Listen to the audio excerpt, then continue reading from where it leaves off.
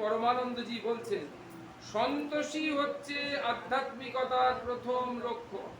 যার মধ্যে যত বেশি সন্তোষ, সে তত বেশি আধ্যাত্মিক। সন্তোষ মানে সন্তুষ্টি, যা পাচ্ছে তাতেই সন্তোষ। যা, কোন রকম চাহিদা নেই, কোন রকম অভাব বোধ নেই, কোন রকম অভিযোগ নেই, সমালোচনার ভাব নেই। কি বাবা, এটা একটু তরকারিটা একটু নুন দিতে পারলো না, এটা এত সুন্দর তরকারি করেছে না, বলে কি ব্যাপার হলো, বুঝতে পারলেন? বলো না, কিছু কিছু হয়নি। এরকম, কারণ নুন যদি না হয়, দেওয়া হয় না হয়, তাহলে ওটা আমি বলছি, তাহলে একটা অভিযোগ তৈরি হচ্ছে।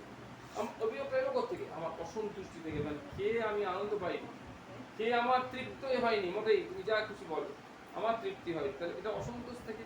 কিন্তু বললো সন্তোষই হচ্ছে আধ্যাত্মিকতার প্রথম লক্ষ্য। যার মধ্যে যত বেশি সন্তোষ, সে তত বেশি আধ্যাত্মিক। রামকৃষ্ণ মিশন শিক্ষণ মন্দিরের অধ্যক্ষ স্বামী বিদ্যামৃতানন্দজি মহারাজ বলছে, যখন কেউ, এরা এখন শুরু করেছেন, এই মহারাজরা একটা গ্রুপ করে একটা শুরু হয়েছে, সেটা হচ্ছে মানে প্রতিদিনের চিন্তন একটা শুরু হয়েছে, প্রত্যেক দিন, কোনোদিন বাদ যাচ্ছে না। এইটা তার থেকে নেওয়া। সেটা হচ্ছে প্রতিদিন শুরু করেছেন ওরা সকালবেলায় একটা মনন মানুষকে ধরিয়ে দিতে চায়, একটা চিন্তার জিনিস ছোট্ট করে এরকম একটা ছোট প্যারা দিয়ে দিচ্ছে, সেইটা মানুষের মধ্যে প্রবেশ করে সে সারাদিন চিন্তন করবে। এক একদিন এক একজন মহারাজ তার দায়িত্ব নিয়েছে। এই দিনের দায়িত্ব নিয়েছেন ওই বিদ্যামৃতানন্দজি। তিনি বলছেন কি সুন্দর, দেখো, যখন কেউ আন্তরিকভাবে আধ্যাত্মিক জীবন যাপন করে, সাধন ভজনের গভীরে যেতে যেতে সে নিজেই উপলব্ধি করে যে অন্য কোনো গুরু তার নেই, মনই তার গুরু। মনই তাকে পথ দেখাচ্ছে। প্রতি পদক্ষেপে মন তার প্রশ্নের উত্তর দিয়ে দেয়। কোনো সমস্যা বিচলিত করলে পথ দেখায় মন। স্বামীজি বলছেন, মনই হচ্ছে তোমার ঠিক ঠিক গুরু। বিরাট সমস্যা হয়েছে, কাউকে কিছু জিজ্ঞেস করতে পারছো না, বলতে পারছো না, তাহলে কে কি করছে? পথ দেখাচ্ছে। তাই বলছে, কোনো সমস্যা বিচলিত করলে পথ দেখায় মন। স্বামীজি বলেছে, মন হচ্ছে তোমার ঠিক ঠিক গুরু। শ্রী স্বরূপানন্দ পরমহংসদেব বলেছেন, জপ করা শ্রেষ্ঠ। মনে মনে জপ করার কত কৌশল আছে, তার মধ্যে স্বাভাবিক শ্বাস প্রশ্বাসে জপ শ্রেষ্ঠ, এই জন্য যে শ্বাস প্রশ্বাস অবিরতই তো তোমার চলছে, ক্ষণকালের জন্য থামছে না। এই কারণে সামান্য অভ্যাসের পরেই এটা এমন আয়ত্তে এসে যায় যে নাম জপ শেষে, যখনই নাম জপ হয়ে যাবে, জীবনের একটা অতি স্বাভাবিক ধর্মে পরিণত হয়ে উঠবে। যাকে স্বভাবে পরিণত করে নিতে পারলে তার স্বাভাবিক ধর্মে পরিণত হয়ে গেল, বৈশিষ্ট্য। এবার এটাকে যদি আমি স্বভাব করে নিতে পারি, একদম কোনোদিন মন্দ হবে না। অমাবস্যা, পূর্ণিমা, একাদশী, দ্বাদশী, বৃষ্টি, ঝড়, আলাদা হবে। এরকম যদি অভ্যাসে পরিণত করতে পারি, স্বভাবে পরিণত করতে পারি, জানবে তাই তোমার স্থায়ী সম্পদ। এটাই হলো স্থায়ী সম্পদ। স্বামী অভেদানন্দজি বলছেন, ব্যাকুল ভাবে প্রার্থনা করতে হবে। যখনই প্রার্থনা করবো ব্যাকুল ভাবে। এইবার এখানে একটা কথা বলি, প্রার্থনার কথা যখন এলো, প্রার্থনার চারটে চরণ, মানে স্টেপ চারটে।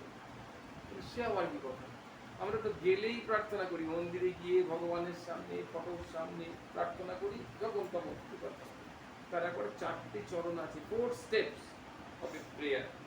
প্রথম স্টেপ কি, যখনই আমরা ভগবানের কাছে যাব প্রার্থনার জন্য, প্রথমে গিয়ে ভগবানের গুণকীর্তন করব। তাহলে প্রথম স্টেপ 1 নম্বর হলো গুণকীর্তন, ভগবানের গুণকীর্তন করব। প্রার্থনা যেটা হচ্ছে, সেই প্রার্থনার 4টি চরণ, মানে 4টি ধাপ। প্রার্থনার 4টি ধাপ। প্রথম ধাপ হচ্ছে, প্রার্থনা করতে গেলেই প্রথমে ভগবানের গুণকীর্তন করতে হবে। দ্বিতীয়, নিজের যত দোষ তুমি আইডেন্টিফাই করতে পেরেছো, শনাক্ত করতে পেরেছো, সেই দোষগুলো ভগবানকে জানান। 2 নম্বর, তাহলে বিচার করা দোষগুলি ভগবানকে জানানো। তারপরে কি, ওই যে দোষগুলো করেছি তার জন্য ক্ষমা প্রার্থনা, প্রভু আমি এই দোষ করেছি, এই দোষ করেছি, এই দোষ করেছি, তার জন্য ক্ষমা করো। চতুর্থে গিয়ে যা চাইতে এসেছিলাম সেইটা চাই। 4 নম্বর ভগবানের গুণকীর্তন। ভগবান তুমি প্রেমময়, প্রভু তুমি দীনবন্ধু, তুমি তো প্রহ্লাদকে দয়া করেছো, তুমি ধ্রুবকে দয়া করেছো, তুমি সেই হাতিকে দয়া করেছো যাকে কুমির ধরেছিল, তুমি বামুনদেব হিসাবে তুমি বলিরাজাকে দয়া করেছো, তাহলে আমাকে দয়া করছো না কেন? আমি অকৃতি অধম বলে, তুমি তো বলেছো তোমার পাপীদের প্রতি দৃষ্টি বেশি, পুণ্যবানদের উপর নেই অত, কারণ পুণ্যবানরা নিজের চেষ্টায় পুণ্য অর্জন করতে পারে, কিন্তু পাপীরা তো নিজের চেষ্টায় পারে না। সুতরাং তুমি কৃপা করে আমাকে পথ দেখাও, কৃপা করো। এই জিনিসটা বোঝা গেল। এটা হচ্ছে গুণকীর্তন। দ্বিতীয় হচ্ছে আমার যত পাপ আমি যে করেছি কেউ না জানি, আমি তো জানি, আমি হয়তো সেই পাপটা করে চিৎকার চেঁচামেচি করে ঝগড়া অশান্তি করে চাপা দেওয়ার চেষ্টা করি, কিন্তু মন জানে যে না আমি পাপটা করেছি, চাপা দেওয়ার চেষ্টা করাটা আমার ভয়ানক অন্যায় হয়েছে, কারণ আমি তো করেছি। এই অপরাধটা ভগবানকে গিয়ে ট্রু কনফেস করে বলা, প্রভু আমার দ্বারা এই পাপ কার্য হয়েছে, তুমি কৃপা করে আমাকে এই পাপ থেকে মুক্তি দাও। তাহলে আগে হচ্ছে true confess of the sin already being done, আর তৃতীয়টা কি? তৃতীয়টা হচ্ছে তার জন্য ক্ষমা প্রার্থনা। প্রভু তুমি আমাকে দু নম্বর হচ্ছে নিজের সজ্ঞানে কৃত অপরাধ জ্ঞাপন বা দোষ জ্ঞাপন, ভগবানকে জানানো, to aware of the God. তৃতীয় হচ্ছে সেই দোষগুলোর জন্য ক্ষমা প্রার্থনা, দোষগুলোর জন্য ক্ষমা প্রার্থনা 3 নম্বর। আর 4 নম্বর হচ্ছে কি, এবার যেটা চাইতে গেছি ভগবানের কাছে, যেটা করতে গেছি সেটা প্রার্থনা করতে গেছি। দেখো কারো অসুবিধা নেই। তাই কি বলছে অবিদানন্দজি বলেছেন, ব্যাকুল ভাবে প্রার্থনা করতে হবে। ভগবানের দর্শনের জন্য তীব্র ইচ্ছাকেই ব্যাকুলতা বলে। এটা এই করে নাও, এটা গোল দাগ দিয়ে নাও ফার্স্ট ব্র্যাকেটের মধ্যে, কারণ বলছে ব্যাকুল ভাবে প্রার্থনা করতে হবে। প্রথমটাতে বললো কি, ব্যাকুল ভাবে প্রার্থনা করতে হবে, ভগবানের দর্শনের জন্য তীব্র ইচ্ছাকেই ব্যাকুলতা বলে। ব্যাকুলতাকেই তপস্যা বলে। তপস্যা মানে এই নয় যে সব ছেড়ে ছুড়ে দিয়ে ছত্রে ভিক্ষা করে খেলাম, তা নয়। তাহলে তপস্যাটা কি? ব্যাকুল ভাবে কেঁদে কেঁদে প্রার্থনা করতে অভ্যাসকেই তপস্যা বলে। তপস্যা বোঝা গেল? এটাও একটা ব্র্যাকেটের মধ্যে, ব্যাকুল ভাবে কেঁদে কেঁদে প্রার্থনা করতে অভ্যাসকেই তপস্যা বলে। শ্রী স্বরূপানন্দ ব্রহ্মচারী বলছেন, আসক্তি দূর করার শ্রেষ্ঠ উপায় হচ্ছে নামের সেবাতে মন প্রাণ সমর্পণ করা, সদা সর্বদা নাম করা, তাহলে আসক্তিটা চলে যাবে। 7 নম্বর পেয়েছো? নামের কোলে আশ্রয় নিলে যে আসক্তি তোমার পক্ষে অহিতকর, মানে আমার খারাপ হচ্ছে, তা আপনি দূর হবে। আসক্তি দূর করার জন্য আর নতুন তপস্যা করতে হয় না, নামের সেবাই পরম তপস্যা। এই তপস্যা যে করে সে সকল তপস্যার ফল পাওয়া যাচ্ছে না। 7 নম্বরটা নেই?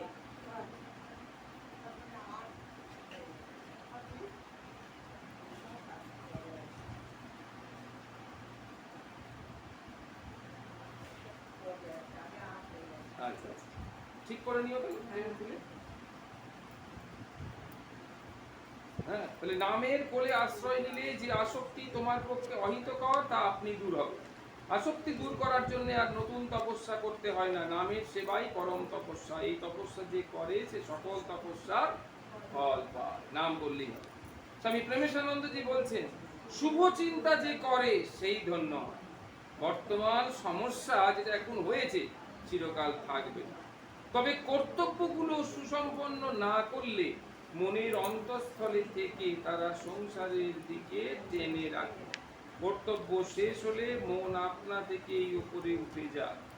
ঠাকুর সীতারাম দাস বলেছে, বাক হতেই এ বিশ্ব উৎপন্ন হয়েছে।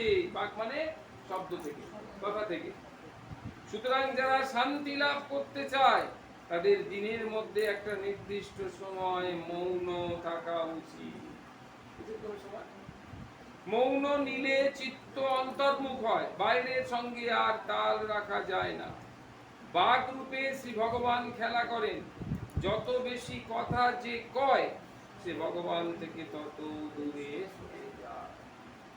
সংসারের কথা, বিষয়ের কথা, ভগবানের কথা বলছে, ভগবান থেকে কি করে সরবে? আমরা যে এত ভগবানের কথা বলছি তেমন কি ভগবান থেকে সরে যাচ্ছে? তা না, সংসারের কথা যত বেশি আমরা বলছি, অপ্রাসঙ্গিক কথা যত বেশি বলছি, তত আমরা ভগবান থেকে সরে যাচ্ছি। স্বামী পরমানন্দ গিরি বলছেন, ধ্যানের কলা নিবিড় মনোযোগ, ধীর শান্ত ভাব, শ্রদ্ধা, ভরপুর নিরাপত্তা। এইগুলো কি কি? ধ্যানের কলা, নিবিড় মনোযোগ। ধ্যানের কলাগুলো কি কি? এক হলো নিবিড় মনোযোগ, দুই হলো ধীর শান্ত ভাব, তিন হলো শ্রদ্ধা, চার হলো ভরপুর নীরবতা। ধ্যান হলো সমগ্র চিন্তাকে একমুখী করা। এটা আকারটা পড়িনি, একমুখী করা, কর আছে তা আকার হবে, বা নিজেকে অবলোকন করা। বুঝে গেছে? শ্রীহিত প্রেমানন্দজি মহারাজ বললেন, তোমার প্রকৃত সাথী এবং মিত্র হলো ভগবানের নাম। ভগবান নয়, ভগবানের নাম। তার নামটা অ্যাভেলেবেল। ভগবান বন্ধু হিসেবে আমি তাকে পাচ্ছি কিনা, আমার কথা শুনতে পাচ্ছি কিনা, আমার কথায় কোনো সাড়া দিচ্ছে কিনা বুঝতে পারছি। নাম করে গেলে নামই ভেতরে প্রশ্নের উত্তর যেন দিয়ে দিচ্ছে। স্বামী ব্রহ্মানন্দজি বলেছেন, সাধারণ মানুষের মন তো নদীর স্রোতের মতো সদাই নিচের দিকে, কামিনী কাঞ্চনের দিকে, মান যশের দিকে ছুটেছে। সেটাকে মোড় ফিরিয়ে দিতে হবে। মনের প্রবাহ সদা ভগবতমুখী করতে হবে। সদাই তার স্মরণ মনন করবে। স্মরণ মনন সদা সর্বক্ষণ অভ্যাস হলে তখন ধ্যান করতে বসলেই জমে যায়। ধ্যান যতই জমবে ততই ভিতরে আনন্দ, তখন ততই ভেতরে আনন্দ হবে। আর তখন কি হবে?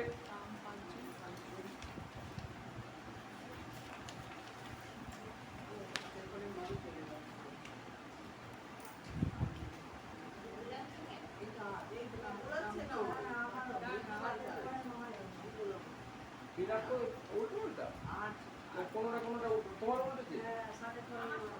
ও, কোনোটা কোনোটা হয়েছে, আমারটা দেখছি সাথে করাট আছে। ঠিক আছে, ওকে। তারপর কি বলছে? ঠিক ঠিক আলোনি বোধ হবে। সেই জন্যই বাজে চিন্তা, বাজে কথা একেবারে ত্যাগ করতে হবে। বাজে চিন্তায় শক্তি ক্ষয় হয়। উপনিষদে আছে, অন্না বাচো বিমুঞ্চত, মানে অন্য কথা থেকে সরে আসো, বিমুক্ত হও, কেবল আত্মধ্যান করো। এই হচ্ছে মোক্ষের উপায়। স্বামী স্তবপ্রিয়ানন্দজি বলছেন, ঠাকুর বলেছেন, চাল কেড়ে দেখতে হয়, চাল বাঁচতে বাঁচতে হাতে তুলে দেখতে হয় কতটা পরিষ্কার। চাল বাঁচছি, তাহলে পরে চালটা হাতে তুলে দেখতে হয় পরিষ্কার হয়েছে কিনা, আরো আছে কিনা সেটাকে দেখা। কতটা খারাপ রয়ে গিয়েছে, কতটা পরিষ্কার হয়েছে, আবার সেই মতো চেষ্টা করতে হয়। তেমনি ভালো জিনিসের চর্চার মাঝে মাঝে মনে রিভিউ করাও দরকার। ভালো জিনিস চর্চা করছি, মনকে রিভিউ করা, যে হ্যাঁ গো এতদিন ধরে তো চর্চা হলো, এই এত পর্ব হয়ে গেছে দেবত্বের সন্ধানে, বাড়িতে কাগজের পাহাড়, মনে কি পরিবর্তন হলো, এটা রিভিউ করা। নিজে কাউকে জিজ্ঞেস করছি না, বলে হ্যাঁ গো আমার মনটা দেখো তো পরিবর্তন হয়েছে কিনা, সেসব না, নিজেকে নিজে প্রশ্ন করা। তাই বলছে সেলফ রিভিউ করাও দরকার। তার চোখে পড়ে আগের মানুষের সঙ্গে আজকের মানুষের অনেকটা তফাৎ। আগে যেরকম ছিলাম আজকে যেরকম অনেকটা তফাৎ, অনেকটা না হলে ছোট একটুখানি তফাৎ হয়েছে, বেশি তফাৎ হয়েছে, যাই হোক তফাৎ হয়েছে।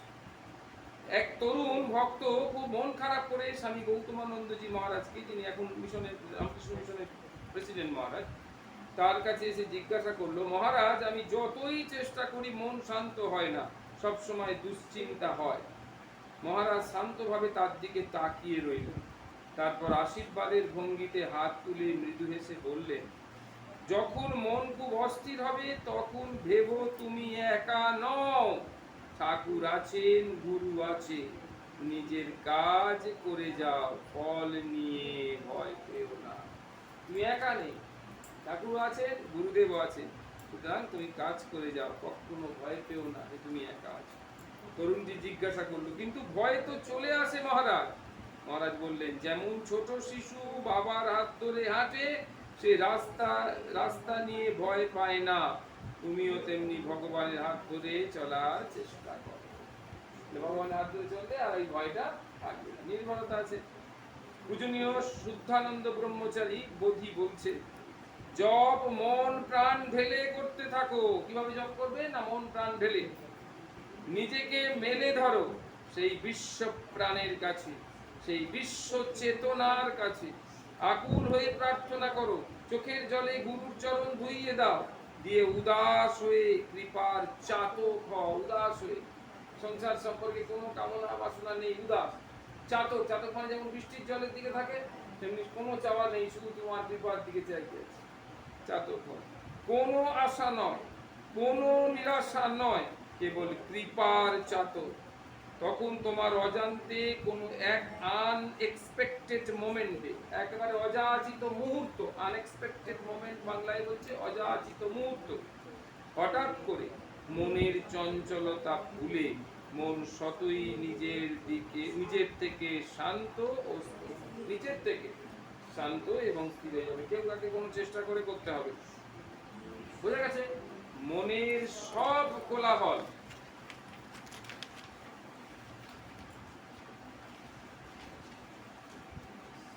কথাগুলো একটু সাজিয়ে নিয়ে কষ্ট করে, খুব চেষ্টা করা হয়, আসলে অনেকগুলো নোট তো গন্ডগোল হয়েছে।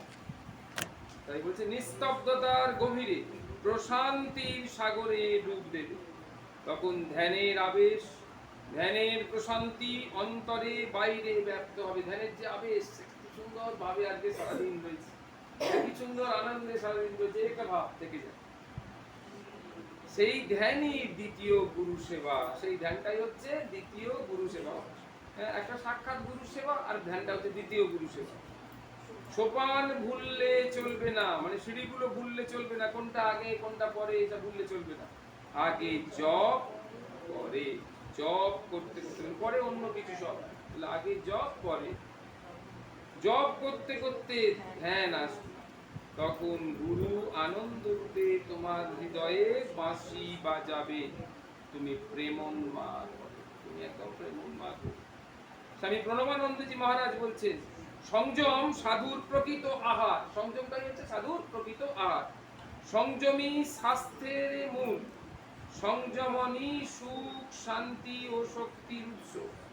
সংযমী মানুষকে সুস্থ সবল এবং বলিষ্ঠ করে। সংযমী মানুষের অন্তরে অনন্ত উদ্যম উৎসাহ অধ্যাবসায় এনে দেয়। সংযমী মানুষকে দৃঢ়তা ও কষ্ট সহিষ্ণুতা দান করে। সুতরাং সর্বদা সংযমকে জীবনপণে আঁকড়িয়ে ধরে থাকবে। সংযম, হ্যাঁ, রাত্রিবেলা যে ভালো তরকারি হয়েছে 10টা রুটি খেয়ে নিলাম, কিরকম অবস্থা হবে? হ্যাঁ, ডাক্তার বলেছে সুগার হয়েছে, হাঁটতে হবে, একদিনে 10 কিলোমিটার হেঁটে, বলে এখন 3 দিন হাঁটার সুযোগ নেই, আজকে 10 কিলোমিটার হেঁটে। কিরকম মানে কি সাংঘাতিক, মানে বিপরীত প্রতিক্রিয়া, মানে মারাত্মক বিপরীত প্রতিক্রিয়া হতে পারে। তাই এইটা না করা মানে যেটুকু দরকার সেটুকু করা, যেটুকু ঘুমানো সেটুকু ঘুমানো, যেটুকু খাওয়া যেটুকু কথা বলা, এই যে যেটুকু যখনই যুক্ত হচ্ছে তাকে কি বলা হবে? সংযম। সবটা সংযম। এবং তাতে কি কি হলো দেখা গেল, কি সুন্দর। সংযমে সুস্থ সবল হচ্ছে, সংযমে সুখ শান্তি আসছে, সংযমে শক্তি আসছে, সংযমে অন্তরে আনন্দ উদ্যম উৎসাহ অধ্যাবসায় এনে যায়। হ্যাঁ, দৃঢ়তা, কষ্ট সহিষ্ণুতা, আমাদের কষ্ট সহিষ্ণু সেসব হতে পারে। স্বামী ইন্দ্রেশানন্দজি বলছেন, আমরা ভাবি শুধু আমি শান্তিতে থাকলেই হলো। স্বামীজি বলছেন, শুধু নিজের মুক্তি শান্তি বা নিজের উন্নতি খোঁজা এক প্রকার সূক্ষ্ম সার্থকতার লক্ষণ। কোনো বলার কিছু নেই, বোঝার কিছু নেই। একজন মানুষ নিজের স্বার্থের গণ্ডি ভেঙে যখন অন্যের জীবনেও আলো জ্বালাতে পারে, তখন সে মহান হয়। বোঝা গেল? উপনিষদ বলে স্বার্থ ত্যাগের দ্বারাই অমৃত লাভ সম্ভব। এটা একটু দাগ দিয়ে দাও। স্বার্থ ত্যাগের দ্বারা, ত্যাগে নৈকে অমৃতত্ব মানস। হ্যাঁ, উপনিষদ বলছেন স্বার্থ ত্যাগের দ্বারাই অমৃতত্ব লাভ হয়।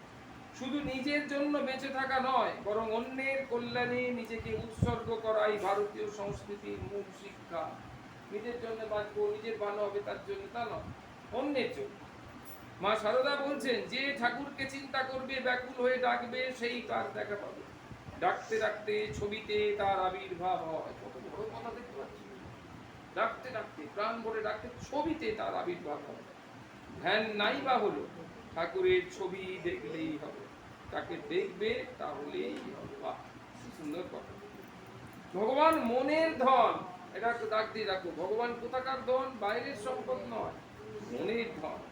তা মনের ধন যদি হয় ঠাকুর, তাহলে ঠাকুরকে আমি বাড়িতে রাখছি না, মনের মধ্যে ঠাকুর রয়েছে। তাহলে প্রার্থনা যে বাড়িতে ফিরে এসেই ভগবানের ছবির সামনে করতে হবে, মূর্তির সামনে এমন করে না। ভগবান তোমার মন, আমি যেখানে যাবো মন যাচ্ছে না। এই ভগবান মনের ধন, যেখানেই থাকো তাকে আন্তরিকভাবে ডাকবে। যে তাকে আন্তরিকভাভে ডাকে সে তার আপনার। এই সংসারে সুখ দুঃখ ভালো মন্দ আছে, যার যখন সময় ঠিক আসে ভোগ করিয়ে নেয়। মনে জোর করতে হয় আর ঈশ্বরে মন রাখতে হয়। ঈশ্বরে মন রাখতে হয়। কত সুন্দর জিনিস বোঝা যাচ্ছে। স্টেপ বাই স্টেপ আমরা একটু একটু করে সংসারের প্রতি কিভাবে উত্তরণ হবে সেটা বোঝার চেষ্টা